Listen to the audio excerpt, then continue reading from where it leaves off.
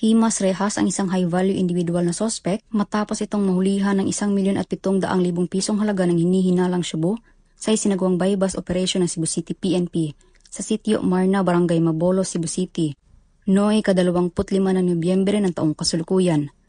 Kinilala ni Police Major Eric C. Gingoyon, Station Commander ng Mabolo, Police Station 4 Cebu City Police Office, ang HBI na suspect na si alias Lando, 31 anyos, na residente ng sitio Banica, Barangay Quiyot, Cebu City.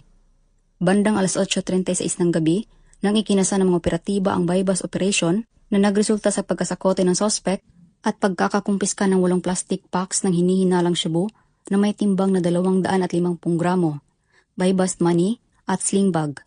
Samantala, kasalukuyang nasa kustodiya ngayon ng Mabolo Police Station ang naarestong individual habang inihahanda ang kasong paglabag sa Section 5 at 11 ng Article 2 RA 9165 o Comprehensive Dangerous Drugs Act of 2002.